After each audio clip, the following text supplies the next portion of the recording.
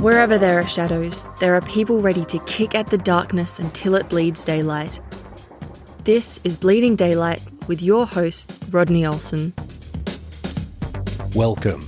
Links to our social media accounts and many other Bleeding Daylight episodes are at bleedingdaylight.net. Life can often be hard, but for my guest today, hard is only half the story.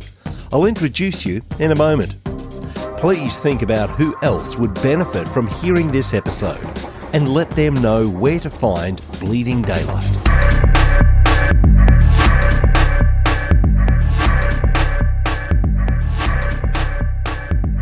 Why would a 19-year-old woman move halfway around the world to live in a country where she can't speak the local language and everything is so different to her home country of the US? Wendy Zahorjanski has lived in several countries and has recently written a book about her experiences titled Hard is Only Half the Story. She joins us on Bleeding Daylight today to share some of that story. Wendy, thank you so much for your time. Thank you so much for having me. Let's go back to the time before you started exploring the world.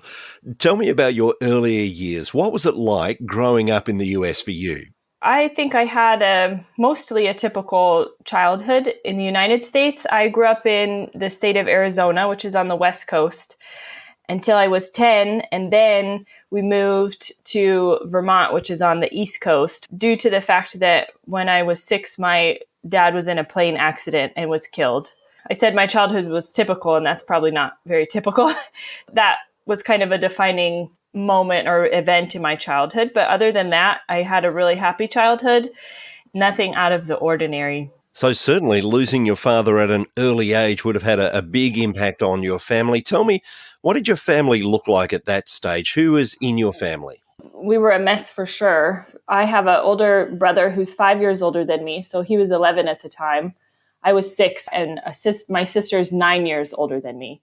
And then my mom, of course. So it was very unexpected. He was healthy, and an accident is obviously something that you can't see coming. So we were a mess. I grew up in a Christian home, so we had those values of a strong belief that God existed and that everything happens for a purpose. And I think that was the thing that actually I struggled with the most, was that if God was big enough to stop it, why didn't he? And why didn't he when he could see that my dad had children and a family and that he loved God? So why wouldn't he stop it? And I wonder if that was also with my brother and sister. I think that was a big reason that we moved as well from Arizona, was because my brother started hanging out with kids who weren't being a good influence, and my sister ended up moving out when she was 18.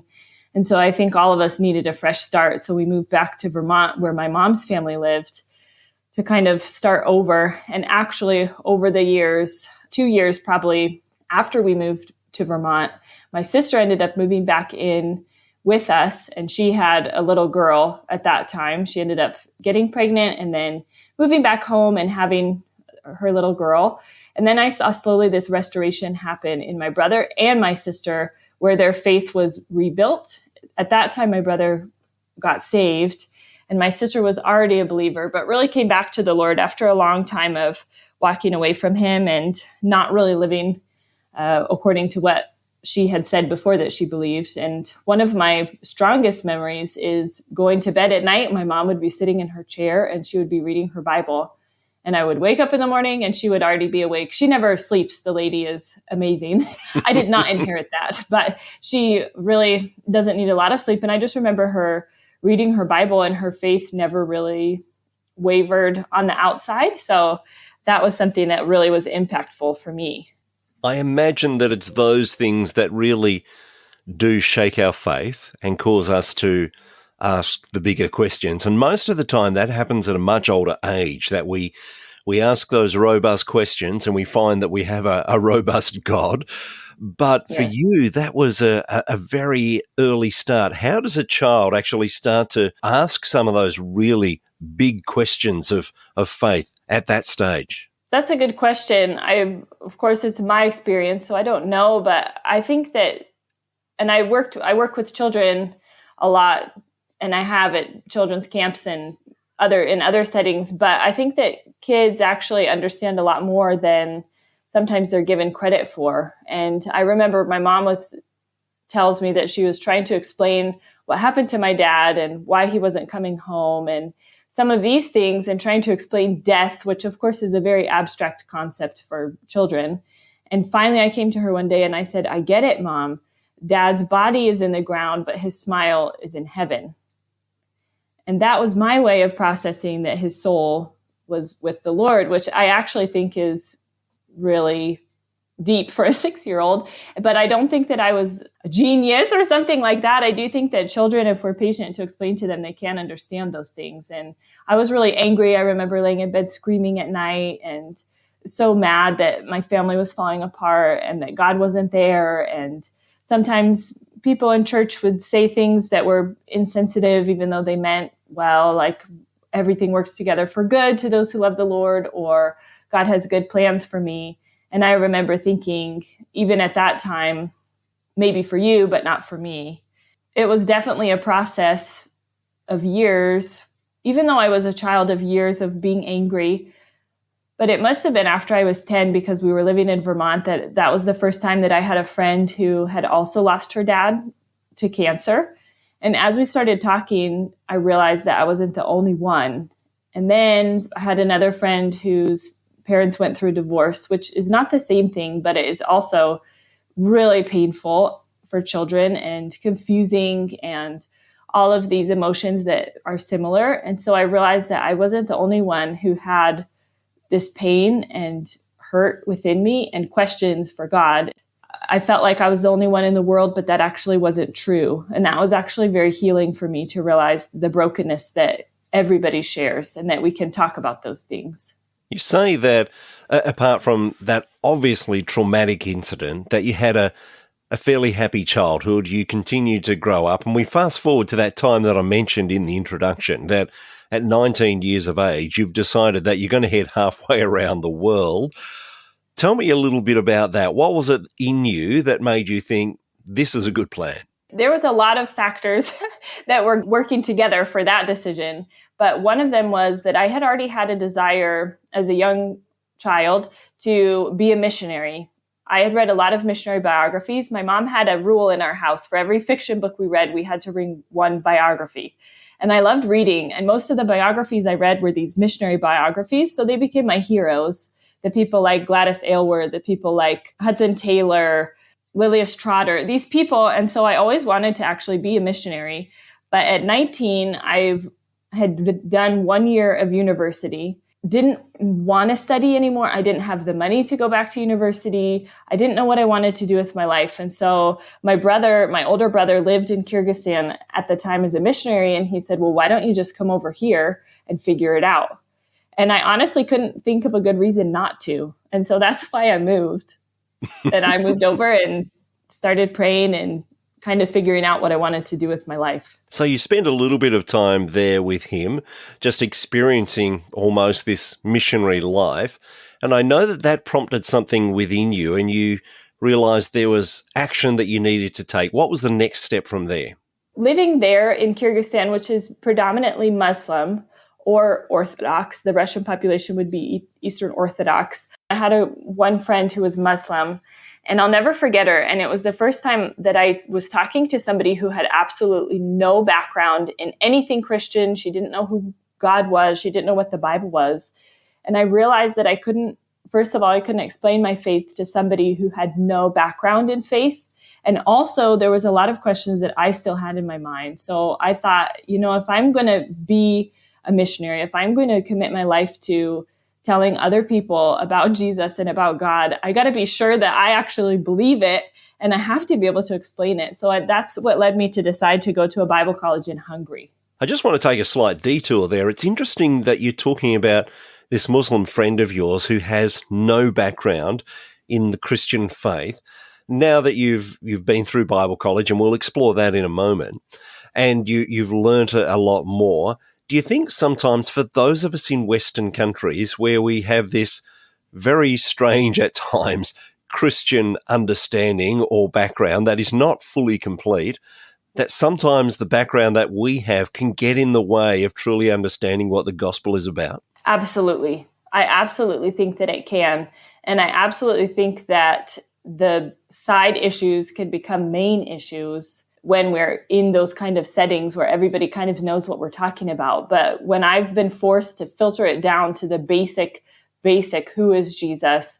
Who are we? Then it filters out those things. And I think it actually has made my faith a lot more grounded and a lot more simple because of those kind of people, this Muslim friend or other friends that I have who have no faith background. I was speaking to someone recently who said that we sometimes overcomplicate faith, and it sounds like you would have to agree with that the way of Jesus, as we see in the Gospels, is sometimes quite different from what we see as the life of someone at a church in the Western world. Yes, I would agree. Tell me about that time that you went to Bible college in Hungary. How many years were you there? It was a 2-year program, so I completed the 2-year program, and then they had a year internship. So I stayed for the internship after, so altogether 3 years. So again, were you learning in English, or were you still having to cross language barriers there? Hungary was an exception. I didn't learn Hungarian. All of our classes were either in English or they were translated. I took some private lessons with one of the ladies who lived on campus who was Hungarian, but I didn't get very far. Hungarian is really complicated, really, really complicated language. And of course, being at Bible college, you didn't just learn more about your faith, learn more about how to share your faith, but something pretty special happened there too, didn't it? Yes, it did. Yeah, there I met my husband. He was also a student, and we studied together for a while, and we sang on the worship team together. And as we became friends, toward the end of his 2-year program and my internship, we started dating. And he started talking about how he was going to go back to Serbia, his home country, how he wanted to move eventually to central or southern Serbia, which is very unreached. And as he was talking about just this burden that he had from the Lord, really his burden was transferred to my heart, and the Lord really broke my heart for Serbia and for the Serbian people. And so we ended up moving to Serbia together and getting married. And then a year after I had moved to Serbia, and only 2 months after we had been married, we moved to plant a church in central Serbia. So this desire that he's had all along that became your desire, you get to live it out. But that doesn't mean that it's going to be easy. We often hear of people talking about God giving desires and opening doors, and sometimes that happens, but sometimes those doors feel fairly jammed, and there's a lot of stuff that has to go on before we get to walk through those doors. Tell me about some of those battles that you've faced. I mean, firstly, you're moving to a country again where there's a language barrier and you're having to be part of that culture. What were some of the difficulties that you faced in those early days? Oh, so many difficulties. And I tell a lot of stories in the book I wrote about the difficulties. And I have tried to be really honest about some of the things that I went through, because I do think that transitioning into a new culture and a new mentality and a new language, if you immerse yourself in it, it actually is really difficult. It's almost like I felt like the door that I was walking through was thrown wide open, and I was running through the door, and I ran through the door and then I fell off a cliff, and it was like a free fall. And I thought, oh my gosh, I'm going to smack the bottom and I'm going to die. I'm going to die. There's just a question of when. It's not if, it's when. And that's how the experience really felt. For me, so much of my personality was stripped away when I couldn't communicate. I did full immersion. So I was taking language classes. I was communicating in English only at home with Danny or when I talked on the phone with my family. Everything else I really tried to do in Serbian. So you can imagine how much I was talking in the beginning, hardly at all. And nobody knew me. Nobody knew who I was because of the language barrier. So I think that it was really stripped me down to the core of who I was. I couldn't show people that I was a good person. I couldn't show people all the things that I could do. I'm intelligent, but it doesn't come across when you talk like a 3-year-old. You sound stupid. And some people treat you like you're stupid because you sound like it. I mean, they don't know. They're not trying to be mean. They're just talking to you like you talk to them. So that was actually really difficult for me to live in this space of having nobody know me and maybe being treated like a less intelligent person. That was, definitely. And not being able to serve. I came to serve, and I had this idea that I was going to, talk to people about Jesus and be this missionary like my heroes. But I didn't realize the journey that it takes so much in order to actually identify with the people and to win their trust so that you can actually speak some of those deeper truths into their lives.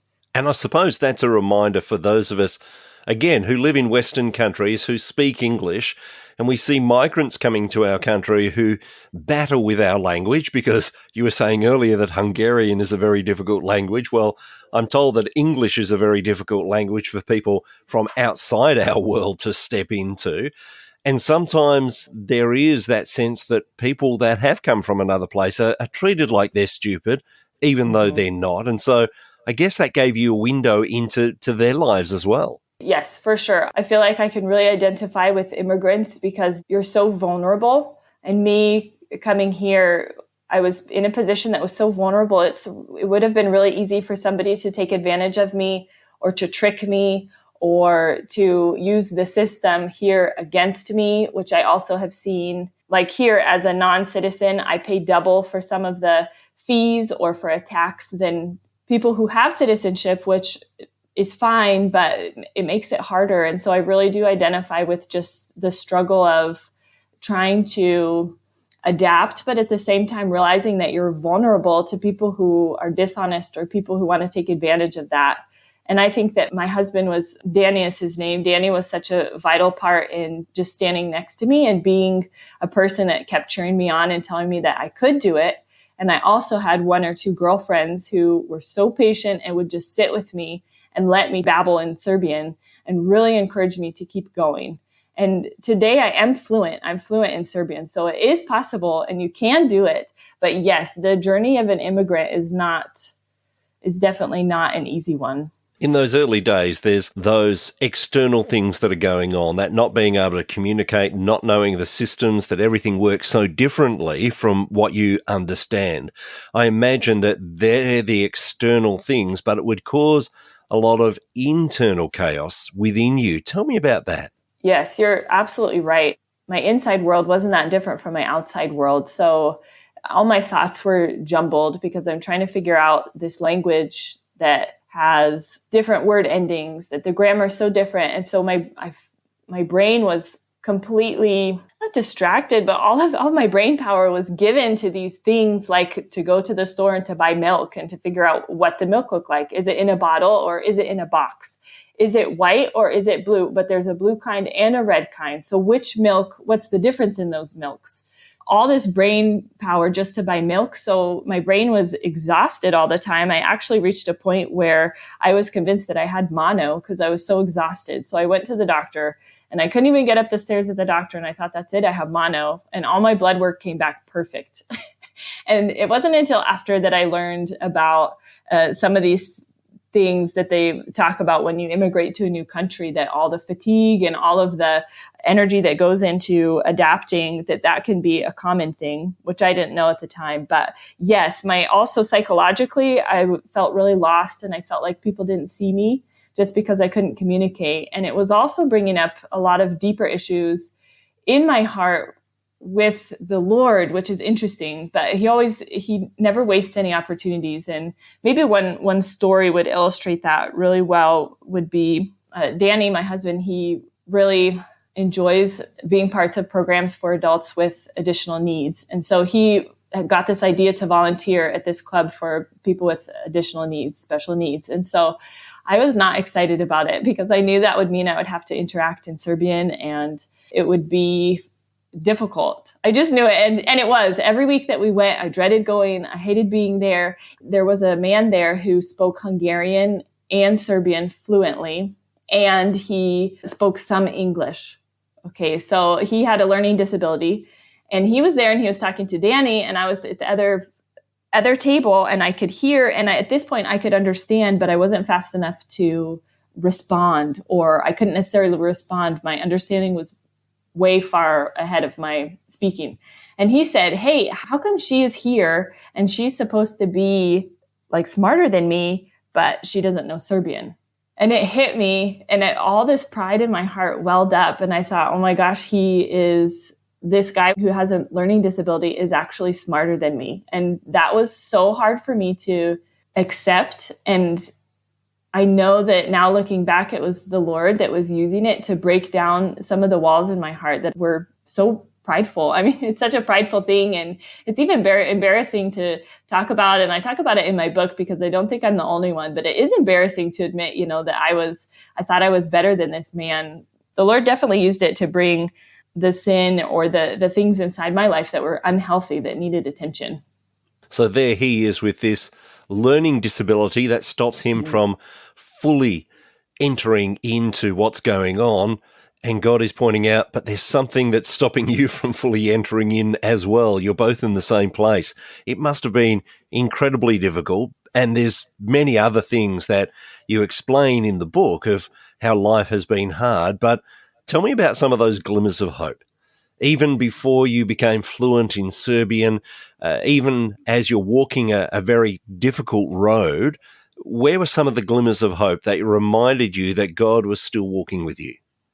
There's a lot of those as well. There was a time when it was actually when I moved to Kyrgyzstan, and I was getting into the airport, and I couldn't read any of the signs because they were in Russian, which is Cyrillic letters. It's a different alphabet. I couldn't read any of the signs. I didn't know what I was doing, and my ride didn't show up that was supposed to pick me up. And I thought, oh man, all these taxi drivers were yelling at me, and I didn't understand them, and I just wanted to go back home, and it was hot, and I was sweaty. And then this taxi driver came up, and he said, can I practice my English with you? And I said, what? I don't need a taxi. And he said, no, I just want to sit and practice my English. I see your ride's not here. You can sit with me. And we just sat, and he just talked with me. I don't know what we talked about. I can't remember. But he just talked with me, and he was so kind, and he didn't take advantage of me or even ask for money, or it was no kind of to get me to drive in his taxi, so I had to pay him. Nothing like that. He just wanted to sit with me. And then my ride ended up coming about an hour and a half later, and he said goodbye, and he left. And that really sticks in my mind as a moment that God was really with me. I really believe that God sent that man, and that man became this just moment of peace within the chaos. And I've had a lot of those just moments of peace. Sometimes, often, it's a person that the Lord has brought.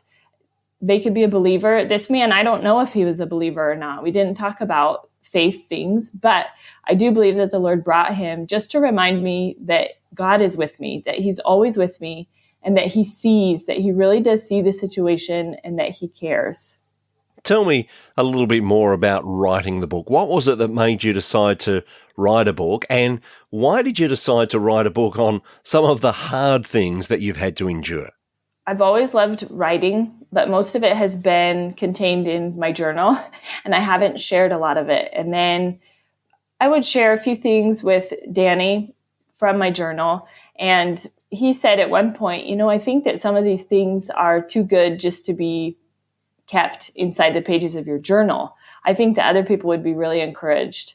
And I was also coming up with some of these stories and sharing stories with other people. And I realized as I shared some of these specific stories that it really encouraged a couple of my other friends who were moving into other countries or into a situation that was a different language or a different culture that they had to learn.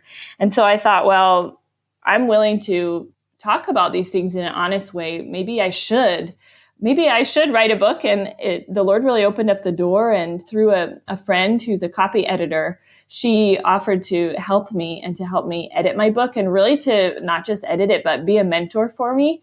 And I think without her, I wouldn't have done it. She really encouraged me that I do have talent as a writer and that I can do it. And she really gave me a lot of guidelines about where to start and how to write a book. The main inspiration behind writing the book is that I wanted to talk about all of the hard things. But as I say in the title, that hard is only half the story, that there's a whole other half when I'm willing to enter into the unknown, that it's such an opportunity for God to enrich my life through people around me, and also through the way that my trust in him is deepened as I'm going from this chaos into being recreated into a person that hopefully looks more like Jesus and hopefully has some of the junk or some of the sin or some of the darkness within me stripped away through these experiences. So I really wanted to talk about that, how the Lord is with us when we take the leap to go into the unknown, and how it can really be an enriching experience through the hard things. Tell me a little about how life looks now. You've mentioned that you moved to the centre of Serbia and that things are very different there now. You're fluent in Serbian, and I'm sure that there are still hard things that you have to encounter. But what does it look like now? What is your day-to-day? Yes, there are definitely still hard things, and fluent doesn't mean perfect. I would just like to say that. I still make a lot of grammar mistakes. I still have an accent. And I actually accidentally taught, we have a 4.5-year-old son, and my husband speaks to him in Serbian. I speak to him in English, but I accidentally put the wrong ending on the word for bottom or for butt. And I taught him how to say ass, which I didn't mean to. So, and then he's going around saying this. And my husband one day said, you know that's the word ass, right? And I said, oh man, I had no idea. So you still make these embarrassing mistakes. But I found that makes you real to other people if they see kind of that you're normal and make these mistakes. Anyway, that was a side story. But life now looks like, so my husband is one of the elders at our little local church. There's about 15 adults in our church, and we're in a city of 200,000 people. It's the only Protestant church in the whole city. Serbian Eastern Orthodox is the predominant religion here. So we are working in a background with people who have a faith background, but some differences that are key. So we're considered a cult here and lumped in with Mormons and Jehovah's Witnesses and Satanists. We're all in the same group. So that can make it really difficult to share our faith from the missionary side of things. It's all about one-on-one relationships. I'm trying to pursue my writing more. So I spend more time writing these days. My husband is getting his master's degree, so he's studying a lot. And I'm also starting a new venture this spring, which is a community garden. We have a little piece of land outside the city, and I'm going to start a garden. So that's going to be new with some of the ladies from my community.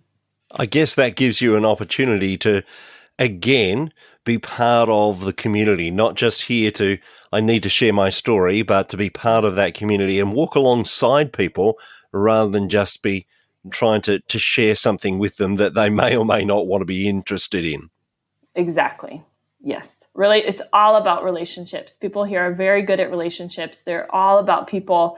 If you go out to have coffee with somebody, you're going to sit for 2 or 3 hours, and they're just going to ask about you and your family and your relatives. And I really appreciate that about the Serbian people. I love that about them. And they've taught me so much about putting the person above the task and the relationship above the thing to be done. So I'm really looking forward to just continuing to live here with them, but also to have a garden as an opportunity to maybe create a job for somebody who needs a job, or to create a place where somebody can go who's maybe struggling with mental health out into nature or those kind of things. So anyway, I'm excited about this new venture, but you're absolutely right. It's about walking next to people. And I imagine that when you first turned up, like, you would have understood to some degree that you're here to work alongside people, but you would be understanding more and more that, you know what, we can learn from the people around us, whether they share our faith or not. There are things and the way that they live their life that actually don't affect our faith, but affect our life in a daily basis. And those things that you're talking about, of being able to sit down with someone, of building relationship, there seems to be a lot in there that would resonate with that early church, of spending time with one another. Yes, you're absolutely right. I mean, they get it. I think that there's, I'll just speak for myself, but a Messiah complex that I for sure had coming in, thinking that I'm going to save them, or even that quote that I actually hate now, but that I hear a lot in the missionary world, like, don't give them a fish, but teach them how to fish. I think it goes something like that.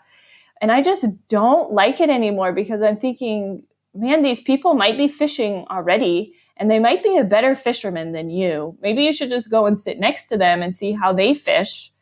And then kind of add your technique of fishing or just talk about them. But it's so easy just to, for me, and it comes down to that, doesn't it? It's so easy for me to think I'm better than them or that I know better, or just because I know Jesus that I know better.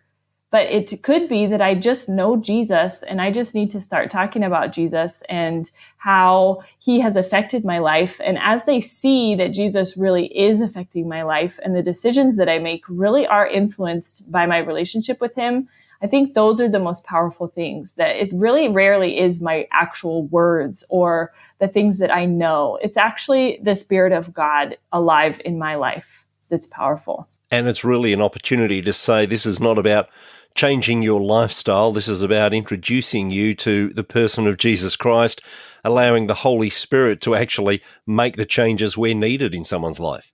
Yes.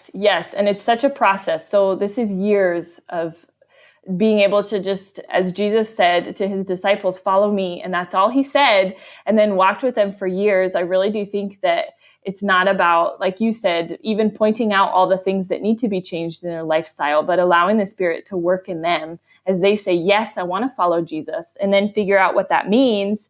And you're really a friend that's next to them and a support, and sometimes give advice if they ask, but that's the exception, I think. Wendy, I am sure that there are people that want to learn more about your story and hear more about the experiences that you've been through.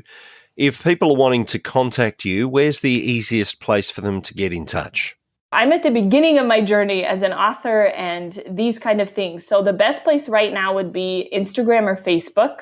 It's just my name, Wendy Zahorjanski. You're probably going to put that in the show notes so they know how to spell it. I'm working on a website, which will also be just my first and last name. And those would be the best places. My book is coming out in the next few months, so that's also going to be on my website. And it will be a link for it on Instagram and Facebook as well. As you mentioned, I certainly will put links in the show notes at bleedingdaylight.net so that people can find you easily and hear more of your story and connect with you, and so that they'll know firsthand when that book comes out.